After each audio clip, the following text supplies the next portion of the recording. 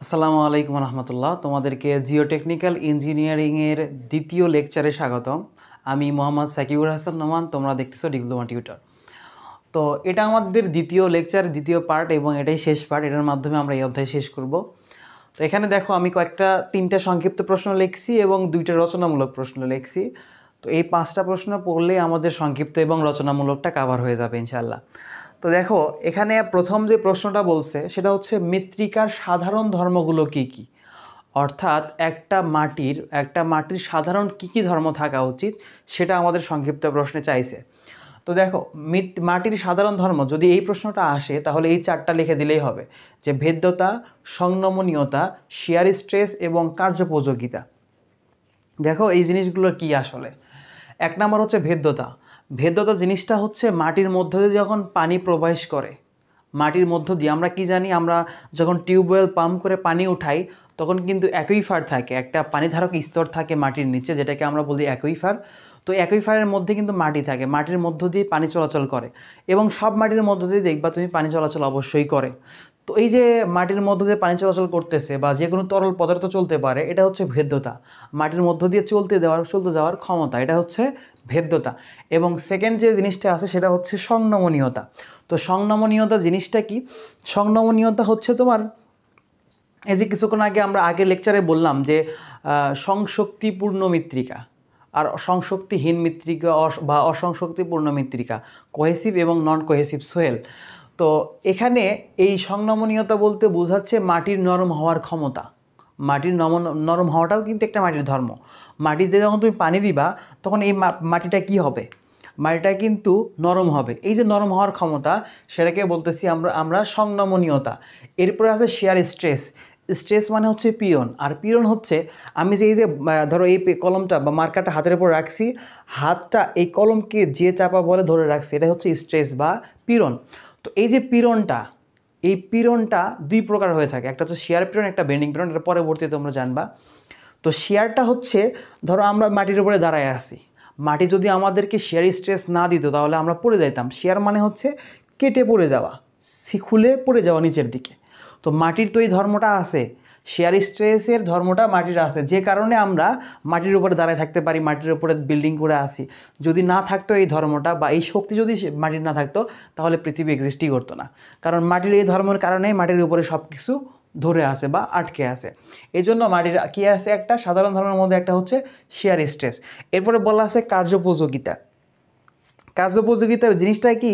তোমার মাটিকে তুমি চাইলেই খনন করতে পারতেছো, স্থানান্তর করতে পারতেছো, বিভিন্নভাবে ওকে তুমি আকার দিতে পারতেছো। তো এই যে মাটিকে সহজেই যে মাটিকে রূপ দেওয়া যাচ্ছে, একটা থেকে স্থান থেকে আরেক স্থানে নেওয়া যাচ্ছে, বা কাজের ক্ষেত্রে খুব সহজেই, কিন্তু যেমন কংক্রিট ঢালাইয়ের পরে ওই জিনিসটা কিন্তু খোলা একটু কঠিন। কংক্রিট ঢালাই হয়ে গেছে, শক্ত হয়ে গেছে, তো ওই জিনিসটা কিন্তু খোলা, মানে ওটা ভাঙার পরে ওটাকে তুমি আরেক রূপ দিবা, এটা কঠিন।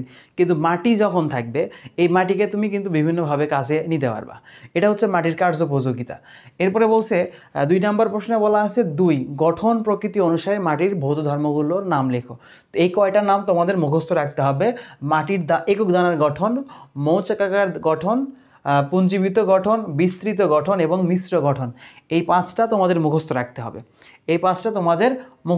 হবে, এরপরে 3 নম্বর প্রশ্নে বলা আছে, যদি D10 = 0.12 মিলিমিটার এবং D30 = 0.3550 মিলিমিটার, D60 = 1.10 মিলিমিটার হয়, তবে মাটির সমতার সহগ ও বক্রতার সহগ নির্ণয় করো।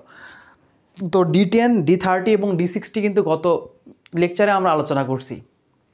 তো এখন আমরা এখানে কি দেখতেছি, সমতার সহগের একটা সূত্র চলে আসছে এবং বক্রতার সহগের আরেকটা সূত্র চলে আসছে। তো সমতার সহগের সূত্র CU = D60/D10, এটা এক্ষুনি মুখস্থ করে ফেলো। এটা খুবই গুরুত্বপূর্ণ একটা সূত্র। আর এই প্রশ্ন বা এই সংক্ষিপ্ত প্রশ্ন আসলে কিন্তু এই 2টা সূত্র ছাড়া তুমি পারবা না, 2টা সূত্র ছাড়া পারবা না। এমন হইতে পারে যে তোমাকে বলছে যে সমতার সহগ ও বক্রতার সহগের সূত্র 2টা লেখো, সমতার সহগ বা বক্রতার সহগের সূত্র 2টা লেখো। তো সেই ক্ষেত্রে কিন্তু তোমার এই সূত্র মুখস্থ থাকাই লাগবে। তো এখনই এই সূত্র মুখস্থ করে ফেলো, দরকার হলে ভিডিও পজ করো, এই সূত্র মুখস্থ করো আগে, তারপরে ম্যাথ করো, ঠিক আছে?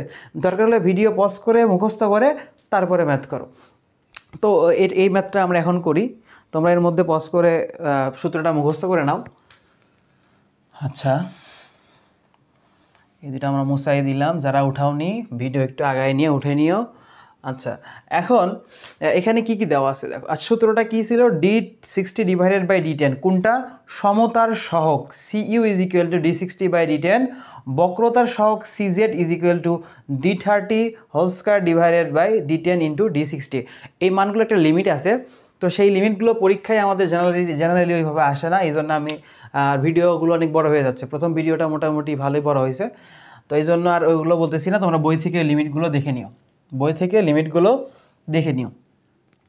তাহলে আমরা কত নাম্বার করতেছি, 3 নাম্বার। তো 3 নাম্বারে আমাদের কি কি দেওয়া আছে, ম্যাথ করার সিস্টেমে ম্যাথ করবা। এখানে দেওয়া আছে D10 is equal to 0.12 millimetre, D30 ইজ ইকুয়াল টু 0.50, সরি মিটার হয়ে গেছে, মিলিমিটার, এবং D60 is equal to 1.10 millimetre. এখন আমাদের বের করতে বলছে কি কি, মাটির সমতার সহগ, সমতার সহগকে আমরা CU দ্বারা প্রকাশ করি এবং বক্রতার সহগকে আমরা CZ দ্বারা প্রকাশ করি। তাহলে CU ইজ ইকুয়াল টু, আমরা সূত্র কি দেখলাম, D60 divided by D10, D60 divided by D10। এখানে মনে রাখবা যে সমতার সহগে কিন্তু D30 আসবে না, সমতার সহগে কখনোই D30 আসবে না। তাহলে এখানে আমরা D60-র মান যদি বসাই 1.10 আর নিচে D10 এর মান হচ্ছে 0.12, তো এখান থেকে ইকুয়েশনে মান আসবে একটা, এবং CZ এর মান যদি বসাও তুমি, তাহলে সূত্র কি দেখো, এখানে কিন্তু D30টাই আগে, CU সমতার সহগে D30 নাই, সমতার সহগে D30 নাই, আর বক্রতার সহগে D30টাই আছে এবং সেটা উপরে আছে, শুধু নাই সেটা আবার বর্গ আকারে আছে, সেটা আবার বর্গ আকারে আছে। আর নিচে কি হবে, D10 ইন্টু D60, ঠিক আছে। তো এখানে এই জিনিসটা মনে রাখবা, এগুলো কিন্তু ভুলে যাবা যে D30 D60 কই হচ্ছে, সমতার সহগে D30 নাই, কিন্তু বক্রতার সহগে আবার D30 উপরে তো আছে তার উপর আবার বর্গ আছে, ঠিক আছে। আর নিচে এই যে সমতার সহগে যে দুটো উপাদান ছিল D10 এবং D60, সেই দুটো আছে। তো এখানে মান বসাই দিলে অ্যান্সার চলে আসবে 0.50 উপর whole square divided by D10 এর মান হচ্ছে 0.12 এবং D60-র মান 1.10। আচ্ছা, এই দুটার মান আমি একটু ক্যালকুলেটারে বের করি, বা তোমরা বের করে নিও, তাও হবে। তোমরা এই দুইটা বের করে নিও এবং যেটা অ্যান্সার মান আসবে সেটা লিখে এখানে অ্যান্সার লিখে দিবা। তাহলে আমরা এখানে দেখলাম সংক্ষিপ্ত প্রশ্ন 3টা, এবং এই 3টা যদি করো, 3টা করলে এই অধ্যায়ের সংক্ষিপ্ত প্রশ্ন ইনশাল্লাহ হয়ে যাবে। এরপরে রচনামূলক যেগুলো আছে, রচনামূলক প্রশ্ন মূলত যেগুলো ম্যাথমেটিক্যাল টার্ম থাকবে, তারপরে প্রমাণ থাকবে, সেগুলো আমি করে দিব তোমাদেরকে। কিন্তু এখানে রচনামূলক যেই দুইটা দেখতে পাচ্ছ, সেটা হচ্ছে প্রথমটা, মৃত্তিকা প্রযুক্তিবিদ্যার 4টি সীমাবদ্ধতা আলোচনা করো। তো মৃত্তিকা প্রযুক্তিবিদ্যার সীমাবদ্ধতা আলোচনা, এর মধ্যে সীমাবদ্ধতা অনেকগুলো বইয়ের মধ্যে দেওয়া আছে, প্রায় 8-10টার মতো দেওয়া আছে। তো সেখান থেকে তোমার ইচ্ছা মতো, তোমার পছন্দ মতো তুমি 4টা বাছাই করবা সহজ থেকে, এবং সেই 4টা যেটা বুঝবো ওখান থেকে সেটাই নিজের মনের ভাষায় বানায় লিখে দিবা। বুঝতে পারছো? তাহলে সীমাবদ্ধ, এগুলো থিওরি প্রশ্ন। এবং মাটির মাঠ পরীক্ষা আলোচনা করো, এটাও মাটির মাঠ পরীক্ষা, তোমাদের বইয়ের মধ্যে থিওরিটিক্যাল আকারে দেওয়া আছে, সেটা একবার রিডিং পড়বা, রিডিং পড়ার পরে ওখান থেকে যেটুকু বুঝবা সেইটুকুর উপরে নিজেই লেখার চেষ্টা করবা ইনশাআল্লাহ। তো আমি তোমাদের থিওরি কোনো প্রশ্ন এখানে পড়াবো না, আমি পড়াবো হচ্ছে যেগুলো তোমার বেসিক প্রয়োজন, যেমন এই যে ছোটো ছোটো জিনিসগুলো থিওরি পড়াইলাম না এমন না, থিওরি পড়াচ্ছি, বাট যেইগুলো তোমার দরকার বেসিক জিনিস, ছোটো জিনিস, সেইগুলো দেখাবো। বাট বড় আকারে যে থিওরিগুলো আছে সেগুলো তোমার বইয়ের মধ্যে থেকে পড়ে নিতে হবে, কারণ ওগুলো একদম ব্যাখ্যা সহকারে আছে। আর যে জিনিসগুলোর ব্যাখ্যা নাই বইয়ে, শর্টকাট আকারে দেওয়া আছে, সেগুলো আমি তোমাদেরকে বুঝাই দিব। তো এই অধ্যায় এখানেই শেষ করতেছি, এবং আমরা দ্বিতীয় অধ্যায়টা শুরু করব। দ্বিতীয় অধ্যায়টা একটু বড় হবে, এবং অবশ্যই সেখানে তোমাদের ধৈর্য নিয়ে ক্লাসটা দেখতে হবে। তো আমাদের ক্লাস যারা দেখতেছো, তোমাদের ক্লাসমেটদের সাথে আমাদের ক্লাস বা আমাদের কোর্স শেয়ার করবা, এবং তাদেরকেও শেখার সুযোগ করে দিবা। এবং দেখা হচ্ছে তোমাদের সাথে আমাদের পরবর্তী চ্যাপ্টারে, আমার সাথেই দেখা হবে ইনশাআল্লাহ। সে পর্যন্ত ভালো থাকো, সুস্থ থাকো, আল্লাহ হাফেজ, আসসালামু আলাইকুম ওয়া রাহমাতুল্লাহ।